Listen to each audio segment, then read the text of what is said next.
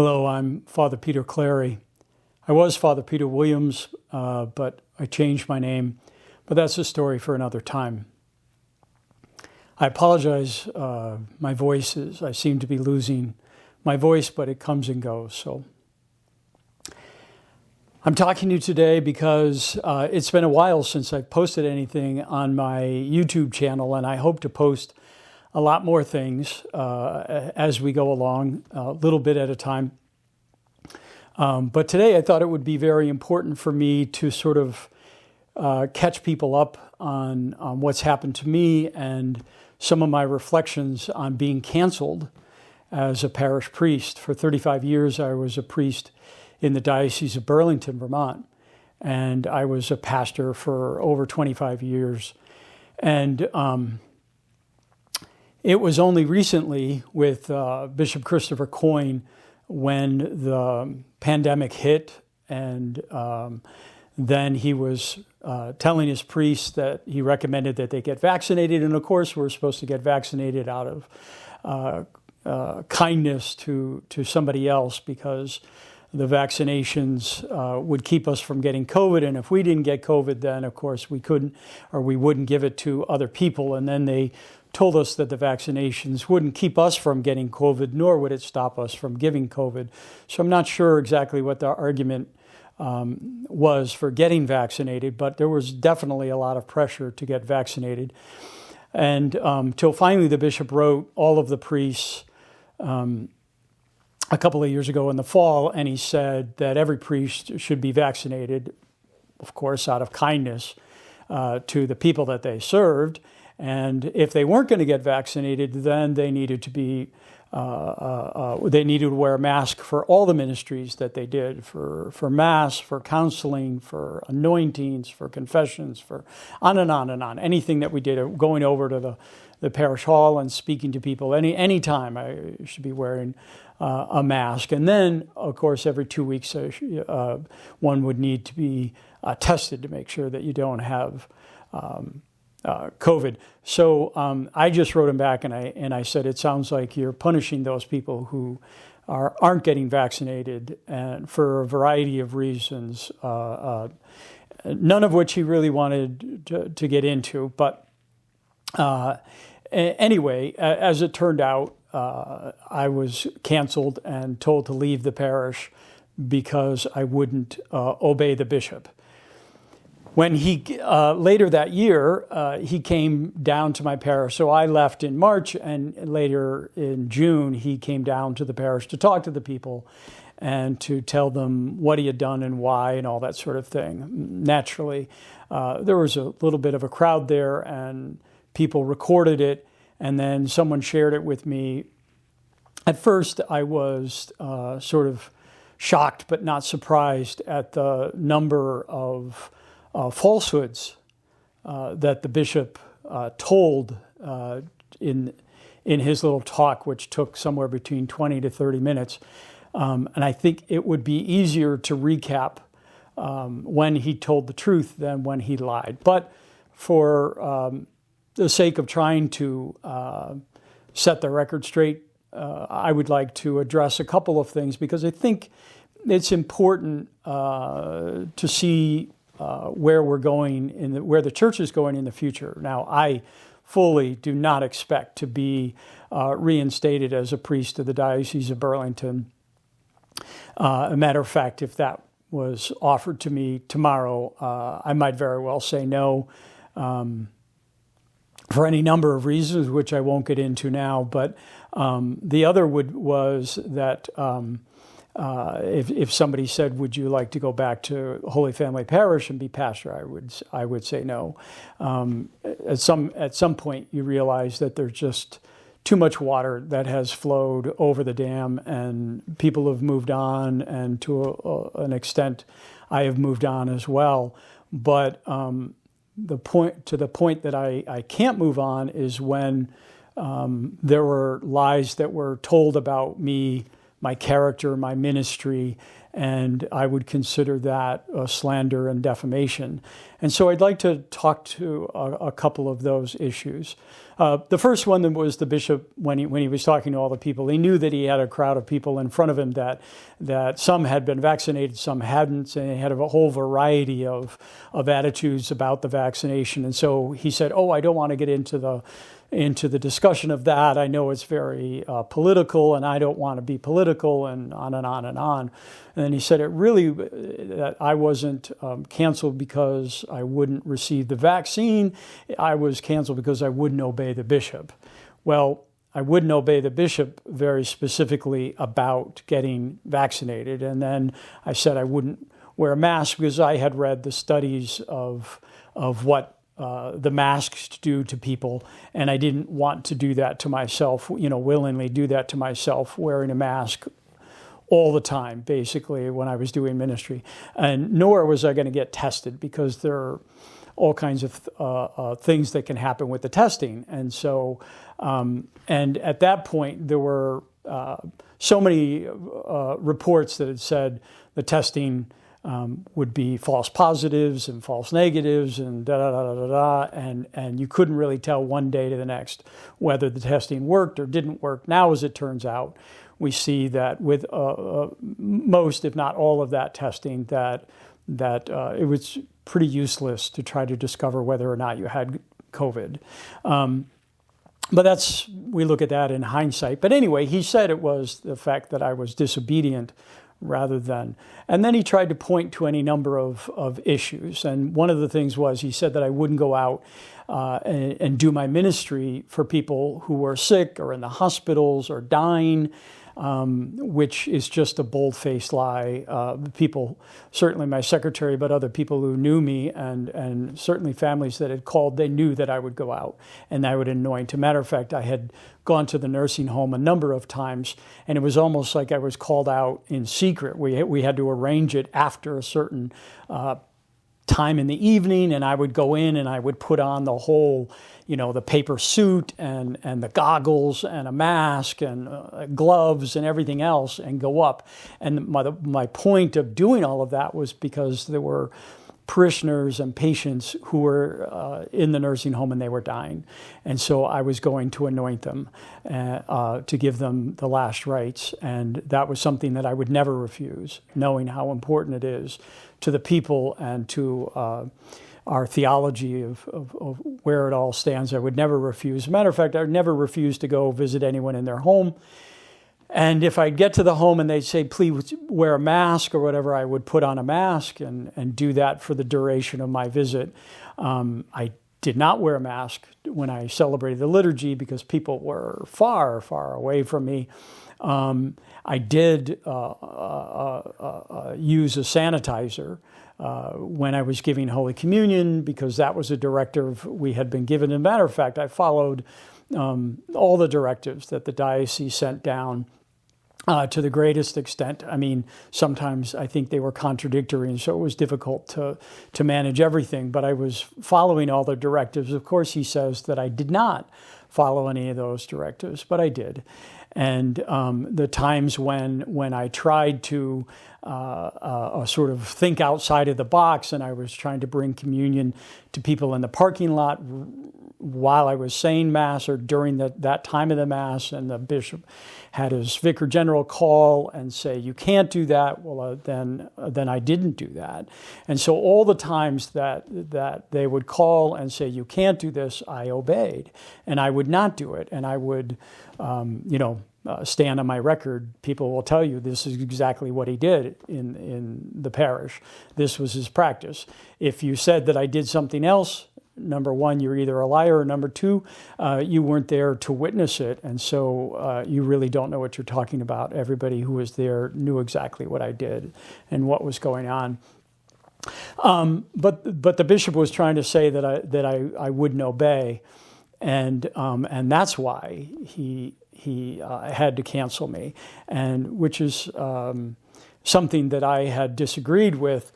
And when I put forth my videos, I had said the bishop didn't have a right to demand my obedience in certain areas, And you can look back at those videos and you can review all of that. But basically, I was saying he had no right to determine what I did medically, the steps that I took medically for myself, that he just couldn't ask me to obey, the same way that he couldn't demand that I took certain medications or whatever. He just would not insert himself in my medical treatments. Why was he all of a sudden allowed to do that? Because there was a pandemic, and somehow I had to be vaccinated and follow all of these protocols. So I objected to his characterization of saying that I would not obey, because for 35 years I was an obedient servant of the bishop, a variety of bishops, and certainly himself up until the very end. And so that would be a misrepresentation of who I was. Along those lines, what I found interesting was that he not only lied about the main issue at hand, and also the things I had done in the diocese about the pandemic, but then he also lied about the relationship that he and I had. He said, "Oh, I like Father Peter," and all of that sort of thing. And it's true that we got along. I try to get along with every bishop that I've ever served in the diocese. What's been frustrating to me over my 35 years is that I find very often that the bishops don't care to get along with their priests. They don't care to listen to them. They treat them as if they're children. They don't often listen to their opinions, even though we're the ones who have many years of experience pastorally in the parish. And I could go on and on and on. But, for all of those years, I would, patiently listen and be obedient to the bishop in whatever he asked me to do. If he gave me the option at times to do or not do something, well, then I knew I had an option to do it or not do it. One of the things that was very difficult for me to listen to was when he said that I wrote to him, and I wrote to him very insulting letters. And that I was disparaging his character and all of that sort of thing, and made it impossible to get along with me, which is difficult because in 2018, I sent him a letter. It was the time when the news broke about Ted McCarrick, who had been a cardinal of the church, and how he had abused young men and then abused his authority, and this continued, and all the things that he had done, it broke in the church. And then they had looked into New York and Pennsylvania and on and on and on, and there were just mounting cases of sexual abuse from priests to minors, mainly boys, but there were girls involved as well. And the scandal just rocked the church. And of course, the hierarchy responded, but then as a pastor, I also had to respond, and feeling very much betrayed because we had been shaken by this news back in 2002, and now here we were once again in 2018 facing the same things, the same issues, and it looked like that the hierarchy, that the bishops of the church had not taken full responsibility and were not doing what they needed to do.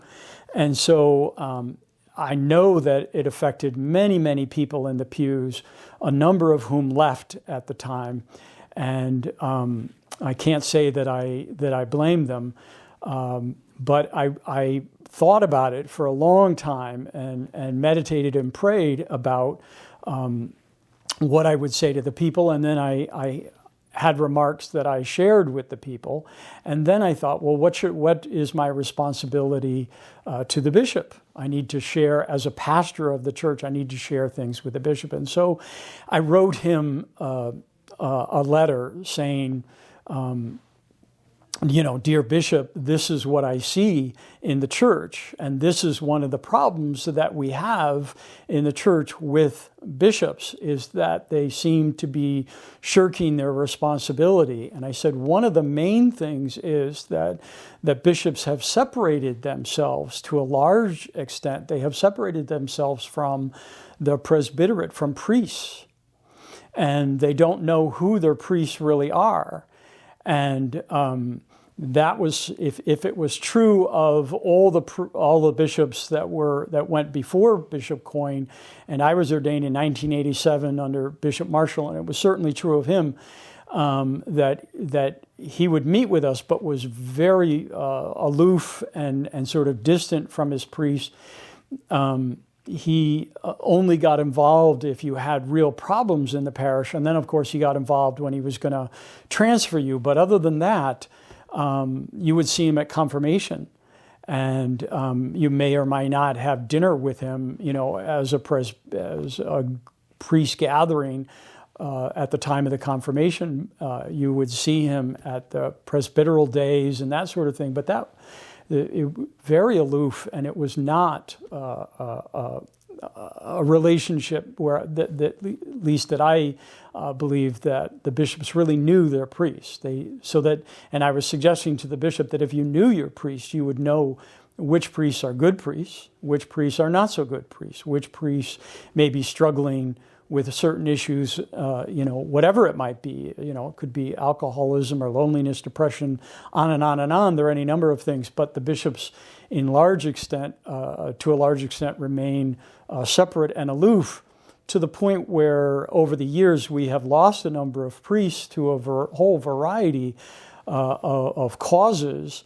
And the bishop has always seemed to be the last one to know or the last one to hear about it. And anyway, I was saying that a lot of things could be solved by the bishop getting to know the priests, and other things could be solved by the bishop getting to know the people of his diocese as well. If he was going to visit the priests and spend time with priests, then he could also spend time with the people in each parish, and they would feel more comfortable with him about talking to him and maybe sharing with the bishop issues that they see about their priests, either, to help them or whatever. Anyway, so that was, a large part, the letter of what I wrote. And then part of it was saying, Bishop, you seem to be much too focused on raising money and having a big pile of money. And I said, I think that's a very dangerous thing. And this is the perception that most people in the diocese have of the bishop, is that he's the chief fundraiser, and that he is sort of very distant and just keeps raising money for a variety of causes, some of which may be good, bad, and different, who knows, but he just seems to be the chief fundraiser for the diocese. And then, of course, I was saying what happens is then the bishop, to a large extent, shares that responsibility with the pastors. And so it's less and less about priests really serving the people and serving the gospel of Jesus Christ, and it's more serving the financial needs of their parish, and then serving the financial needs of the diocese, and on and on. And to this day, I think that was a large part of what the bishop was objecting to. Was that, in that letter, was that I was complaining that he was very distant, and that he, was making himself the chief fundraiser. Now, you could say that I didn't have a leg to stand on, but since then, I think you should go back. If you were wise, you would go back and see the priests of the diocese and the people of the Diocese of Burlington, Vermont, should go back and say, well, what is my relationship with the bishop? Now, what kind of a relationship do I have? Is it, I think you'll see that the most contact points are around money, and that's what he's all about. And so I sort of, in my way, boldly and just sort of abruptly put that in a letter, and he took exception to that letter. He was very upset by the letter, and he invited me to a meeting. And it wasn't just he and I. He invited the vicar for clergy, who is supposed to represent the priests and supposed to be somebody who is going to bat for the priests, is on their side. But this was not the case. It was clear from the time that I sat down that the vicar for clergy was there. The bishop was accusing me of a number of different things, and the vicar for clergy was all over it as well. He just kept pressing the case, the bishop's case, and standing for the bishop. And they both wondered, how I could ever say such things about any bishop. Well, I believed I had every right to make a comment about how the bishop treats his priests, because I was one of them, and the issues that he's not really facing in the diocese, the important issues he's not facing in the diocese, and the fact that all he seems to be doing was raising money. And there you have it.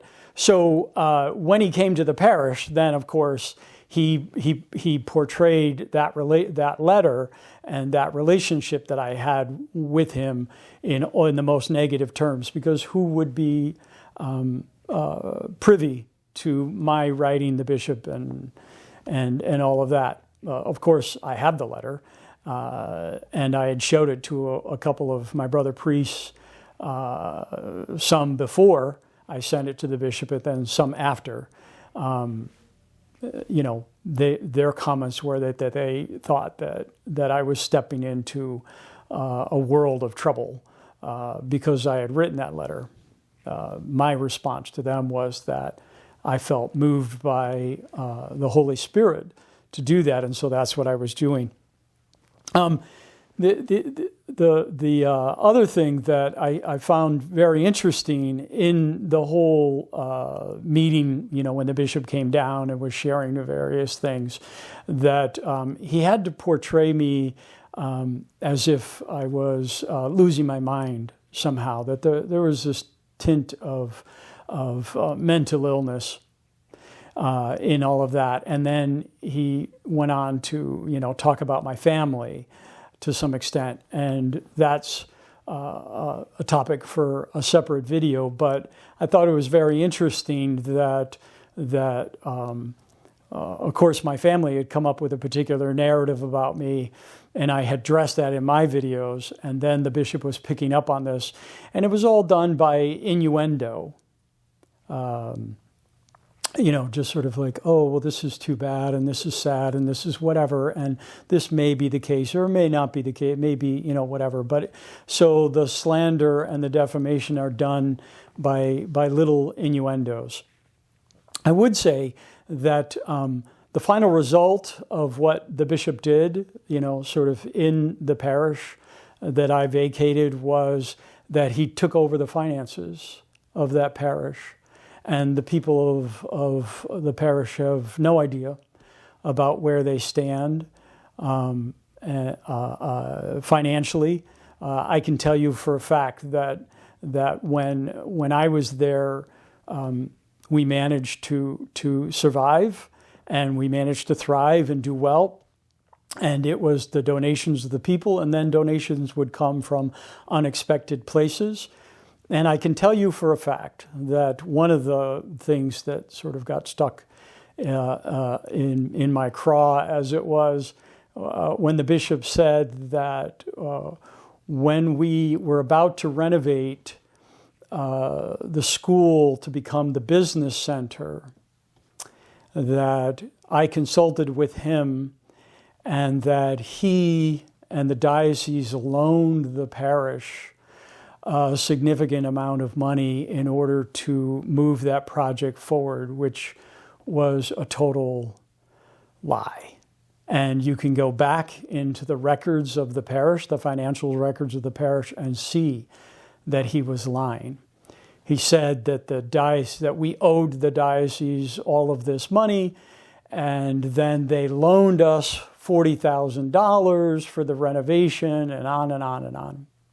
The truth was that I raised the money from a couple in the parish who gave an outright donation, and then there was another couple in the parish who gave us a loan for the remainder of the funds, which was over $100,000, to renovate the business center to become what it was so that we could rent it out and make money on the rental. And so what he said was just a complete and utter lie. And it just floored me. It set me back. Why would he lie about the finances of the parish? And why would he lie about loaning the parish money when, in fact, the diocese had not loaned the parish money?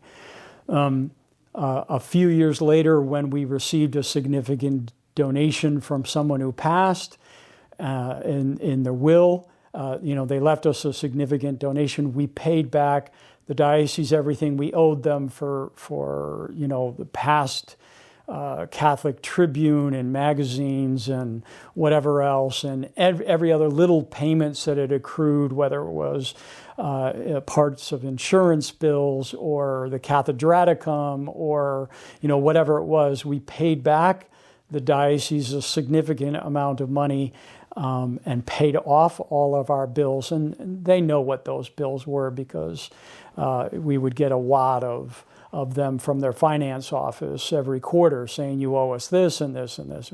We paid them off, and we paid off the family that we had borrowed the money from, and we were debt free. And so I was wondering, why would he just bold-faced lie, until I discovered later that the diocese then took over the finances of the parish. And that parish to this day has no idea of what they have and what they don't have, what they owe and what they don't owe, what the diocese is taking or not taking, and any of those kinds of things. So it's more for him to prove than for us. Our records were obvious and plain, and all of those who sat on the Finance Council down through the years would have known all of these things. So I found it significant that he would tell lies about those things, unless, of course, you understand that those are the things that he cares about most.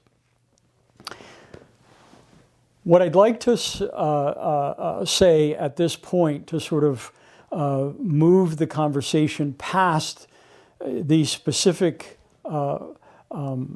things is that you look at people and you have to see, what they're showing you and what they're telling you. I was in Holy Family Parish for 20 years, and people knew what I stood for and who I was, what I said and what I wouldn't say. They knew the things that I preached about, that I would talk about, that I would encourage people to. In essence, I became very close to any number of people in the parish, some of whom liked me, some of whom didn't like me, but all could get to know me. And you knew where I stood about these things. And if you didn't know where I stood on something, you could ask. And at no point in my time in the parish did I ever hide any of those things from, certainly any financial issues from the people of the parish. On any number of occasions, people would come in frustrated because they wanted the parking lot to be repaved, or they wanted something to be done in the church, or they wanted, a worker wanted a higher salary or this or that. And I would say, we have the money or we don't have the money. We can do that or we can't do that. We're doing the best we can. And they would say, well, how do I know? And I say, well, look at the finances. And they say, well, show me the finances. And so I'd say, go over to the parish secretary, and she will print everything out for you that you want. You can always look, and this happened every couple of years. It would happen where somebody would say, I want to see the financial records of the parish, and I would just open everything to them and say, go ahead. And I never had a complaint of somebody saying to me, we don't know what's going on in the parish, or we don't know what's going on with the financials in the parish. Those things were always transparent. And you could always either ask me, ask people on the Finance Council, but you could certainly always get the records and check it for yourself. That's what I did. That's what I was all about. I would challenge Bishop Coyne to do the same. And I do not believe that he is a man who is transparent. And I do believe that he is a man who will lie and has lied, both about me and about other things that have happened in the diocese. And so I would just ask you to do your own research, look into it, and find out for yourselves who's telling the truth or who's not telling the truth. Thank you.